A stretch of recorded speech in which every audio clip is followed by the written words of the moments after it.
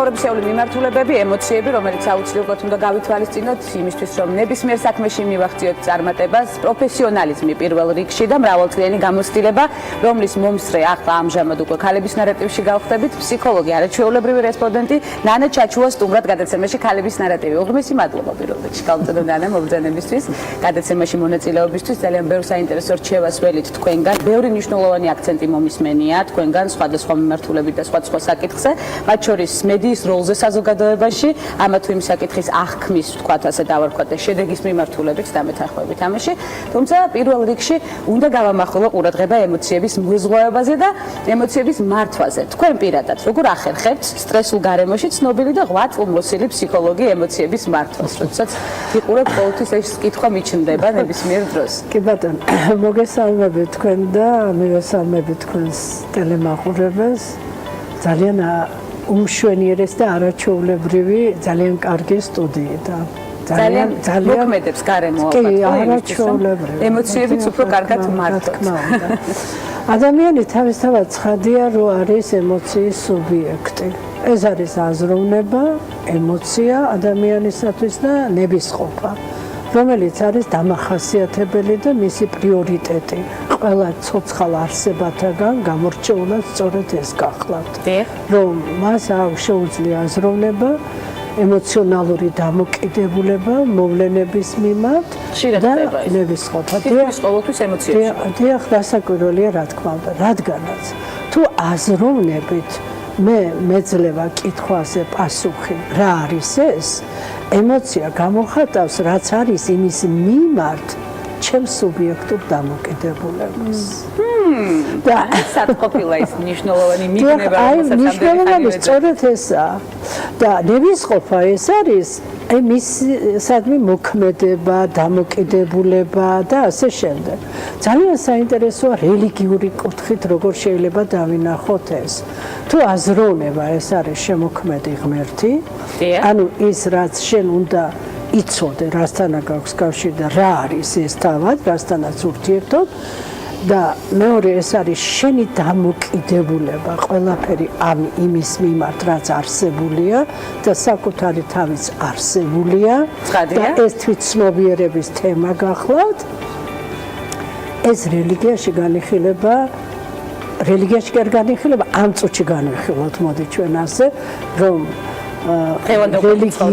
რელიგიის ადამიანი რელიგიური კუთხით არ გაგვინაწყენდნენ, რომ რელიგიაში კი არა, აი ჩვენ შევხედოთ ასე, რელიგია ამას ასე არ განიხილავს, რომ აი სწორედ ემოციური დამოკიდებულება, ანუ ჩემი დამოკიდებულება მოვლენების მიმართ, როგორია მომწონს ის თუ არ მომწონს, მიყვარს თუ მძულს, აღტაცებას იწვევს ის ჩემში თუ დანანებას, ეს არის ქრისტეს ფენომენი.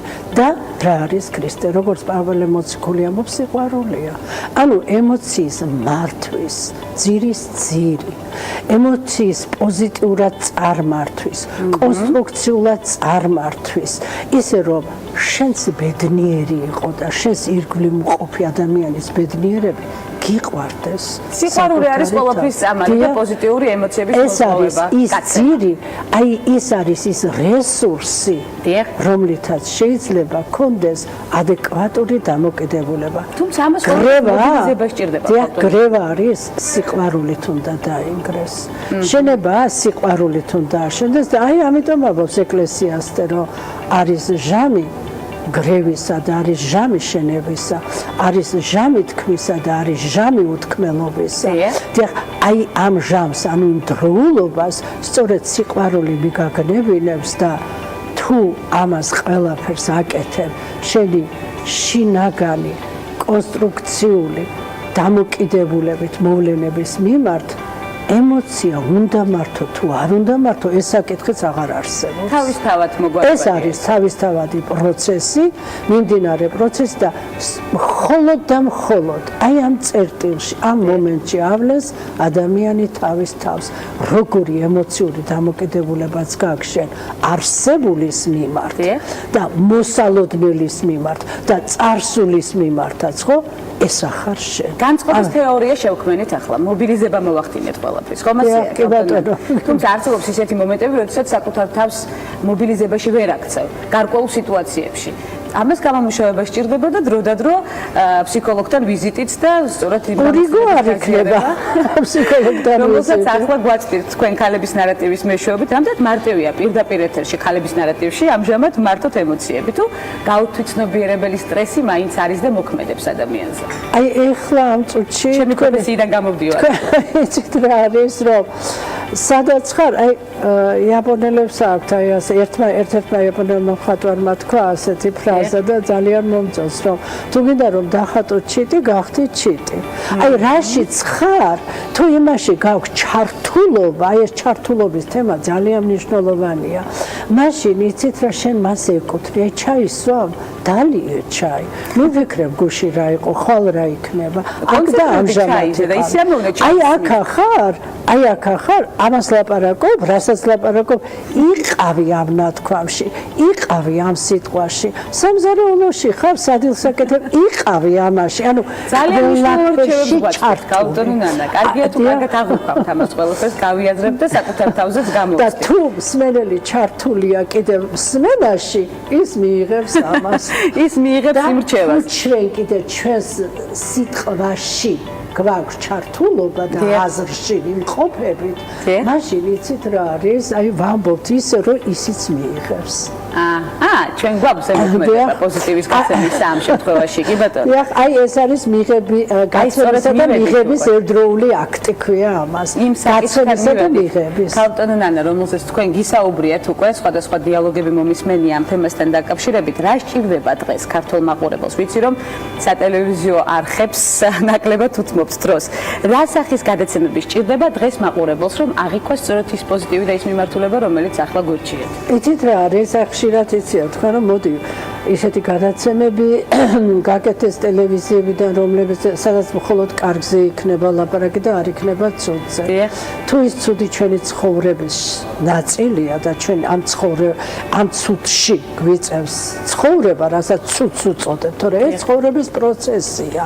და იმას არ შეიძლება ერქვას ცხოვრების პროცესი ცუდი ან კარგი. ის არის, ის ცხოვრების პროცესია.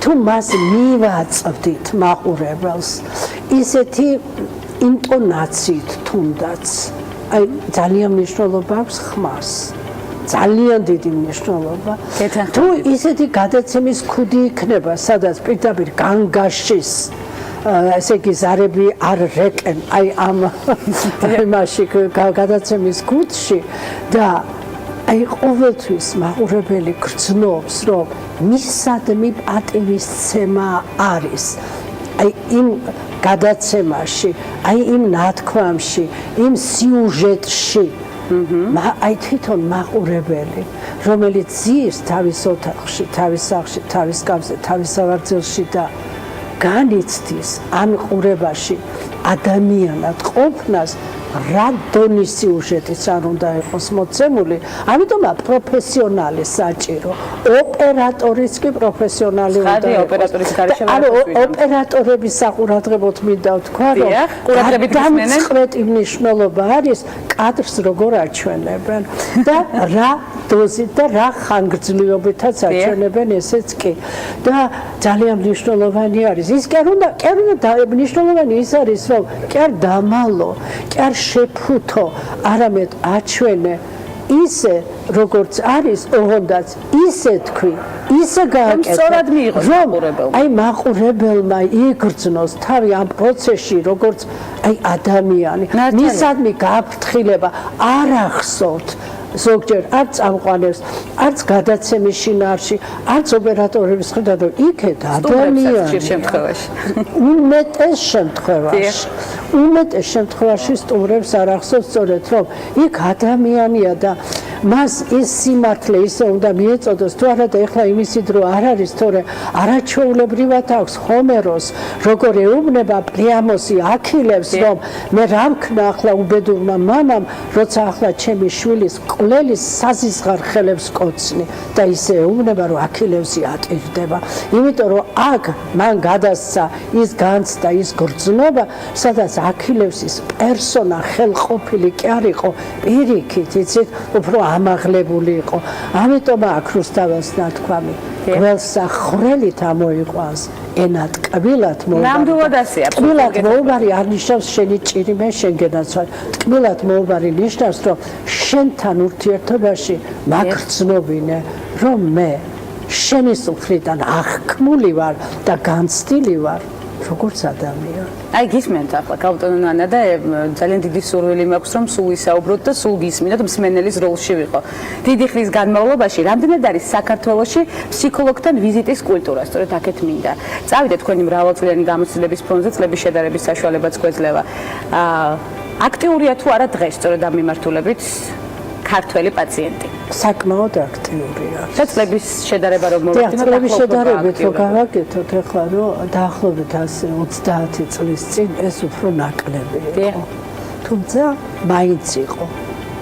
მაგრამ ეხლა იმდენად მოზღვავებულია ეს რომ აი თქვენს გადაცემაში თქვენი დამფუძნებლის, თქვენი პირადი, თქვენი პროდიუსერის და მაყურებლის მიმართ ჩემი დამოკიდებულება რაც მაქვს რომ არა მე დღეს ორ ადამიანს ვიზიტი გადაუდე დილიდან ხო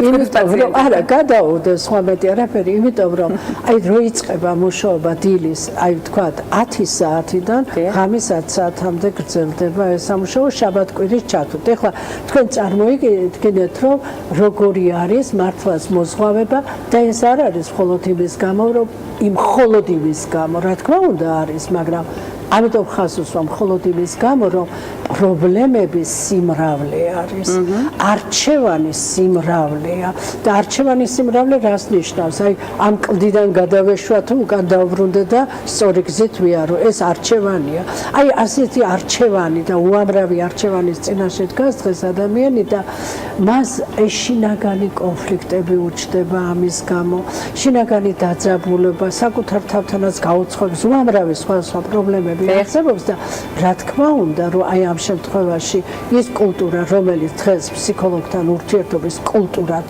შეიძლება ჩამოვაყალიბოთ ასე საკმაოდ მაღალია კულტურა უკვე არსებობს ქართულ საზოგადოებაში რა პრობლემებით მოგმართავენ ძირითადად ქალთონა ეს არის საინტერესო რა არის მთავარი ფსიქოლოგიური პრობლემის მიმართულება რომ ავიღოთ საქართველოში სხვა შინაგანი კონფლიქტებია ძირითადად ეს შინაგანი კონფლიქტები არის საკუთარ თავთან დამოკიდებულების პრობლემა და ამავე დროს გარე სინამდვილესთან დამოკიდებულების პრობლემა.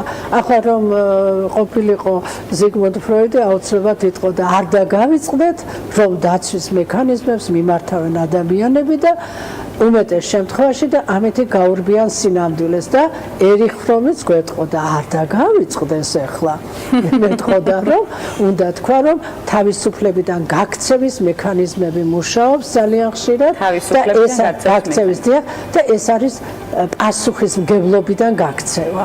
ანუ იგივე პასუხისმგებლობიდან გაქცევა და თავისუფლებიდან გაქცევის მექანიზმები გამოიხატება ავტორიტარიზმში, კონფორმულობაში და ტოტალიტარიზმში. ეს ტოტალიტარიზმი არ არის მარტო ის რომ ხელისუფლებაში ვიყო და იქედან წარმართო ოჯახში, ურთიერთობებში, ორ ადამიანს შორის ურთიერთობაშიც.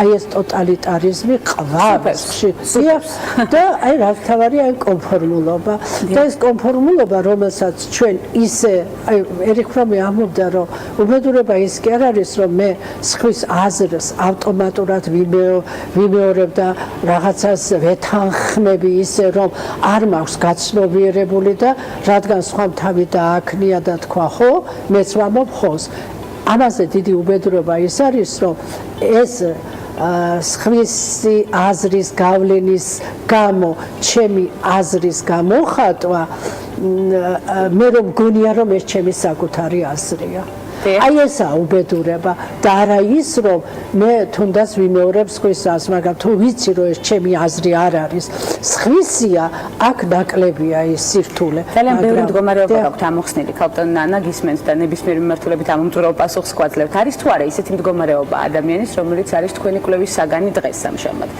და ამოხსნელი ჯერჯერობით ესე იგი რა თქმა უნდა რომ ყველაფერი შეიძლება ითქვას რომ მეცნიერება ყველაფერზე პასუხი გასცა.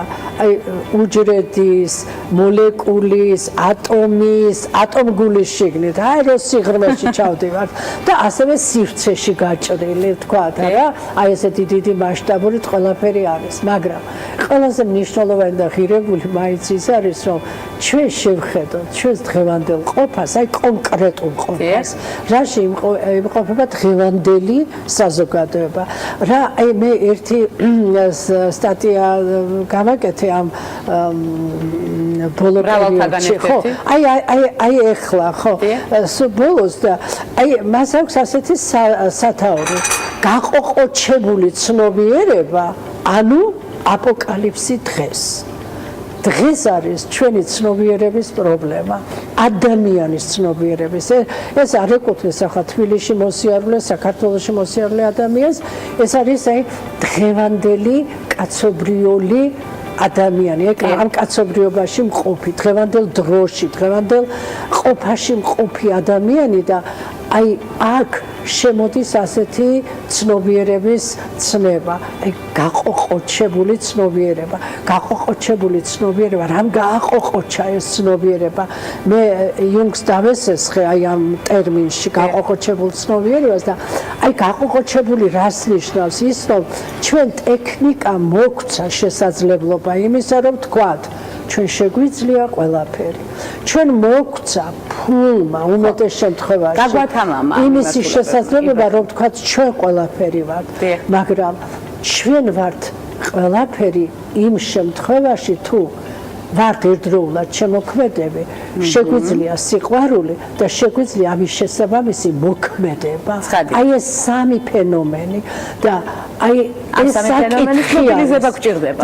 აი აქ ყველა ერთდროულობა არის აი ამისი, რომ და ანუ შემოქმედებითობა, სიყვარული და მოქმედება, ხო? რელიგიურად ეს არის მამაღმერთი, ძეღმერთი და სულიწმინდა. იგივე არის რა და მე აქაც ვიქტორ ფრანკს დავესესხე, როცა ვთქვი შემოქმედებითობა, სიყვარული და მოქმედება და ჩვენი ცნობიერება, ადამიანური ცნობიერება ჩიხშია დღეს და რომ ჩიხშია დღეს, სწორედ ეს არის შედეგი იმისა, რომ საზოგადოება ორადაა გახლეჩილი. დიდრებად და ღარიბებად. დიდრებს ეშინიათ სიღარიბის, ღარიბებს კი აქვთ შინაგანი დაძაბულობა და აი ის გაყოყოჩებული ცნობიერება, რომელიც ტექნიკის გამო გაყოყოჩდა, ფულის გამო გაყოყოჩდა, აი ეს არის ის აპოკალიფსი. თქვენი მთავარი ინტერესი თქვენი პროფესიის მიმართ, რატომ გახდა სწორედ ეს პროფესია თქვენი არჩევანი წლების წინ? ეცეთ რა არის ეს საკმაოდ ისეთი დიდი ისტორია არის, მაგრამ ჩემი ოჯახი, სადაც დიდი დოზით სუფევდა განსწავლულობა და იყო ფილოსოფიური, ფსიქოლოგიური ლიტერატურა, მამა იყო ქიმიკოსი და მე დღესაც მისი შეძენილი და აი ხშირად კომენტარებიც კი ფურცლებზე გაკეთებული წითელი ასეთი ფანქრით აღნიშნული დიმიტრი უზნაძის ტომებია ჩვენს ოჯახში მამის ნაკონი შალვანუცუბიძის ასევე ეთით რა არის ახლა ამასწილად რაღაცაზე დამჭირდა და ჰერდერის და რაღაც მასალებზე ვლაპარაკობდი და ისე გავუკვირდა ერთ ჩემ მეგობარს რომ ჰერდერს ასე როგორ იცნობ კარგად და ეს იყო მამაჩემის ბიბლიოთეკიდან აღებული წიგნები. ჰერდერი და მამის გავლენა. დიახ, ძალიან დიდი გავლენა. აი ისეთი ლიტერატურა და ამ დროს მაშინ იცით სწავლება იყო სულ სხვა იყო, იცით? და მიუხედავად იმისა, რომ ქიმიკოსი იყო და სხვა მიმართულებით იყო მისი ინტერესები, ხო? აი ფსიქოლოგიას, ფილოსოფიას, ლიტერატურას, აი ხარბად იყო დაწაფებული იმ დროის თაობა. ჩემ თაობაშიც იყო და ეხლა აი ეს პროექტები, რომელსაც ჩვენ მე როგორც ფსიქოლოგი ვამუშავებ, ესაა ძირითადად ბიბლიოთერაპია, ანუ წიგნით თერაპია. წიგნით თერაპია არის, იცით რა საინტერესო თერაპია არის, რომ აი მაგალითად ფობიით მოიყვანეს ერთი გოგონა, სულ რამოდენიმე თვის წინ იყო ჩვენთან. პირველი წავაკითხე სულაკაურის ძაღლი ძაღლი, მე ვილაპარაკეთ ამ ძაღლის შესახებ, მე იყო ნოდარ დუმბაძის ძაღლი, მე წავაკითხე ჯეკ ლონდონის წინაპართა ძაღლი და როცა ემპათიურობა, ანუ თანაგამცდელობა ამ ძაღლის მიმართ გაუჩნდა და თან რაფერადებიებდი ნახატებს აი ძაღლთან დაკავშირებით და მოვიდა ერთხელ და ნუ მითხრა დედამ ესმა რომ მითხრა ბავშვმა ძაღლი მიყიდა სახლში განაცხადა.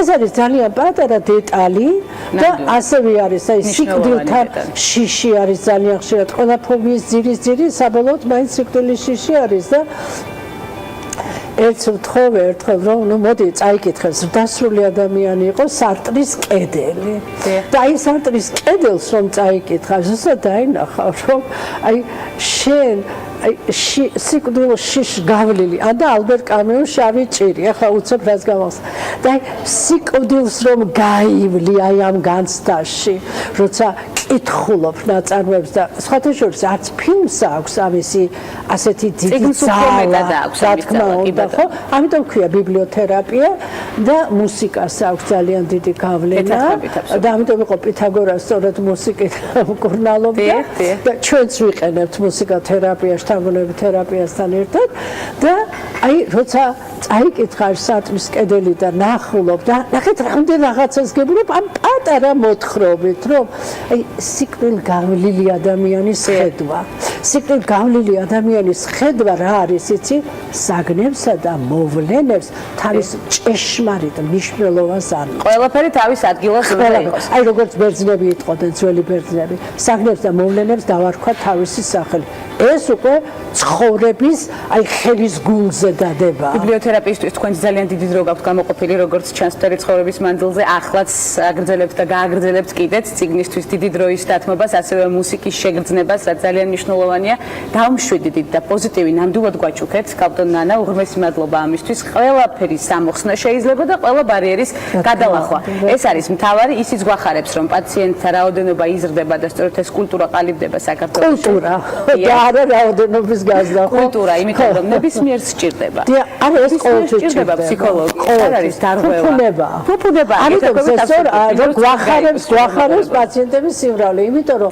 ფსიქოლოგთან ვიზიტი არ ნიშნავს რომ ავადავა ფსიქოლოგისთან ვიზიტი ნიშნავს რომ მაღალი კულტურა ამიტომ მახარებს პაციენტის სიმრავლე ამ მიმართულებით მახარებს თქვენთან საინტერესო დიალოგით რომელიც გაგრძელდება უკვე სხვა გადაცემებში იმიტომ რომ შეუძლებელია ამოვწუროთ მნიშვნელოვან საკითხზე საუბარი მცირე დროში გელით კვლავ ქალების ნარატივში არაჩვეულებრივი დიალოგის ავტორი ხართ ფსიქოლოგი ნანა ჩაჩუა პროფესიონალი სხვა რეგალიის მიმართულებით დამსახურებული პროფესიონალი სტუმრობდა გადაცემას ქალების ნარატივი